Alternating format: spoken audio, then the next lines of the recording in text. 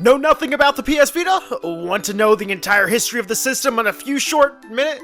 Wait, why am I selling you on the video? You already clicked on it. Before we get started, make sure to enter our massive giveaway of 2 Glacier White PlayStation Vitas and 2 Uncharted PlayStation 4 bundles. To enter, click that subscribe button and leave a comment below. Winners will be announced on May 31st, 2016. Now, let's check out the entire PlayStation Vita history in just a few short minutes. The PS Vita launched in 2012 and everyone was all like,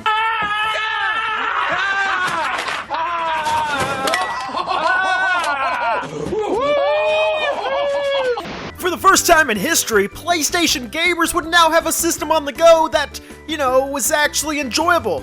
Sorry, Nintendo.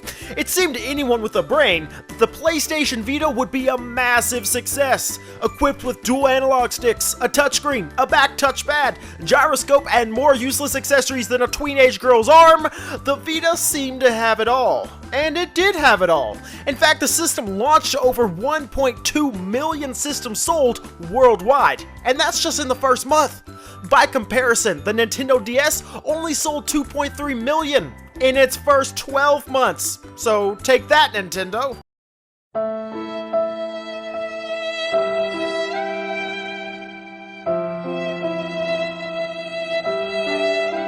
Unfortunately for the PS Vita, that success and great start wouldn't last long. Like at all. The Vita launched with the greatest lineup in PlayStation history, launching with titles like Gravity Rush, Uncharted Golden Abyss, Escape Plan, and Unit 13.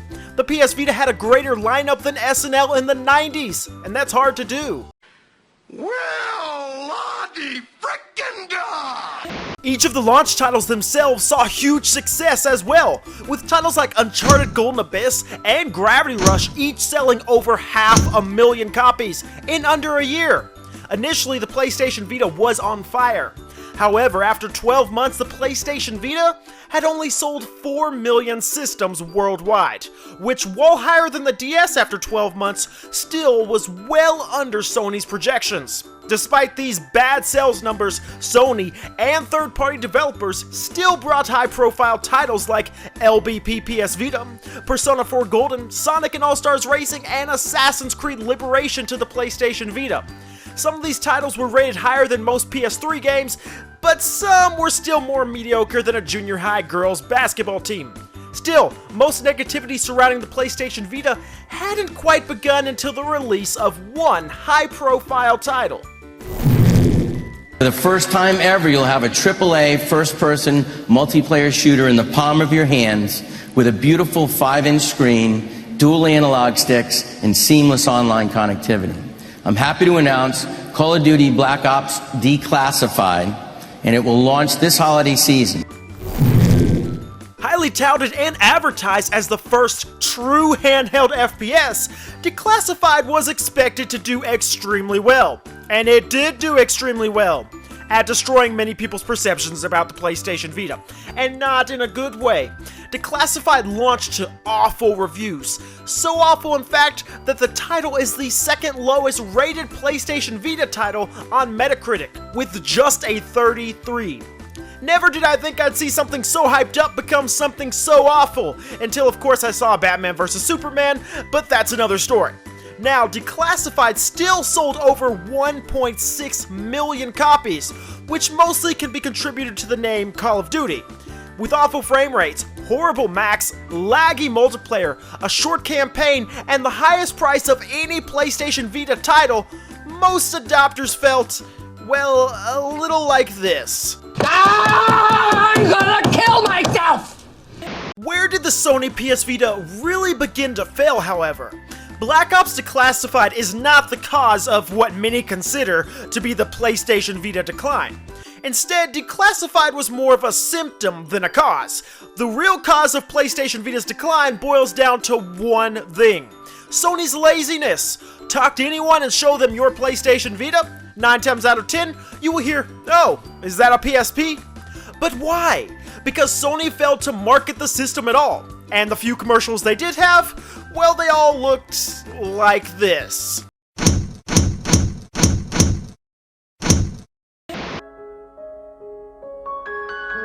After a year on the market, which consisted of a lack of marketing and an awful perception portrayed by Declassified, the PlayStation Vita began to dwindle in both sales and namesake. Big third parties like Ubisoft, Activision, and even Square Enix began to pull support. Even Capcom refused to ever put Monster Hunter on the system, even with the great support of the Vita in Japan, instead only putting Monster Hunter titles on the 3DS. With third-party support diminishing, and even first-party support looking bleak, the PlayStation Vita hit all-time low sales, some weeks not even hitting 10,000 sales worldwide.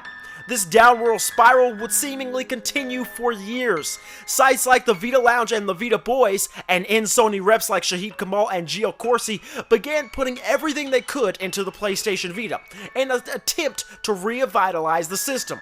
Regardless, the PlayStation Vita looked to be dying, and it seemed nothing could change that. But then it began.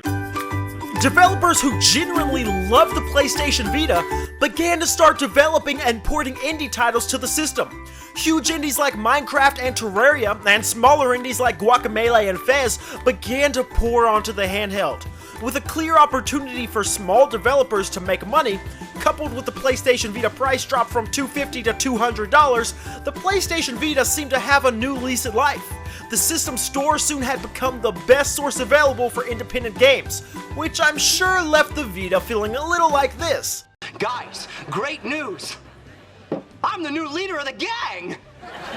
Each week began to see more indies hit the system. Unfortunately, however, indies began to become the only titles that arrived on the system. As stated before, third parties avoided the Vita like you avoid your overly grabby drunk aunt at the Christmas party. Outside of indies, companies like Bandai Namco, Spike Chunsoft, and NIS America began putting a few AAA Japanese titles on the system. However, this was not enough to appease Vita owners, and certainly not enough to bring in new adopters. This lack of AAA titles and overdose of indies began the 2013 refocus by Sony, which occurred around the launch of the PlayStation 4. Shuhei Yoshida stated in 2013 that first-party support would begin to dwindle, which is like warning someone a car is coming after they were already hit by it.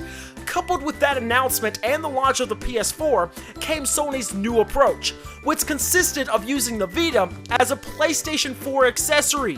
Sony introduced Remote Play, which allowed for gamers to use their Vitas to play PS4 games remotely, clearly removing themselves from first-party development and realizing they'd have a 10 million person strong riot on their hands if they got rid of the Vita. Sony instead thought fans would bite and enjoy Remote Play entirely. Following 2013, the Vita found itself in less current headlines than Jamie Lynn Spears. Little announcements were made, and worse yet, the announcements that were made were very rarely positive. Furthermore, only a few AAA budget titles were released, such as Freedom Wars and Borderlands 2. It wasn't until 2015 that the Vita began shaking up headlines again when Yoshida announced that the system would not receive a successor. And worse yet, Sony was officially ceasing first-party development. Then again, that announcement was taken back, and then reiterated yet again by Andrew House, and then taken back again. So it's hard to know where Sony stands on first-party development. Regardless, few developments and announcements have been made since. So where does the Vita stand now? It is estimated that the Vita currently sits slightly over 10 million sales worldwide, and to many, the future is unknown. It's clear Sony has lost most interest in the system. However, the Vita fanbase is extremely large and likely won't let the system disappear for a long time. Over 200 titles are currently planned for release, and a few AAA titles are sprinkled in there as well. It's hard to say what the future holds for the system, but I will reiterate one thing. The fans clearly won't let this system die, and when it finally does come to its end, well, since I already used them twice, I'll just let Michael show you how the fans will feel. No, God! No, God, please, no! No! No! No! There you have it, fans, the entire history of the PlayStation Vita in just a few minutes. Let us know what you thought in the comments below, and while you're at it, make sure to enter our massive giveaway of 2 Glacier-wide PlayStation Vita systems and 2 Uncharted PlayStation 4 bundles. Just click that subscribe button and leave a comment below. Winners will be announced on May 31st, 2016. Until next time, Vita Boys out. Yeah! We're the Vita boys here for you. Check back every week and stay tuned. Like, comment, subscribe today to be notified, stay up to date. We are covering everything PS Vita. Weekly game giveaways, come see us. Gameplays, unboxing, reviews and more. With a lot coming and more in store. We're the Vita boys and we're here for you. Check back every week and stay tuned.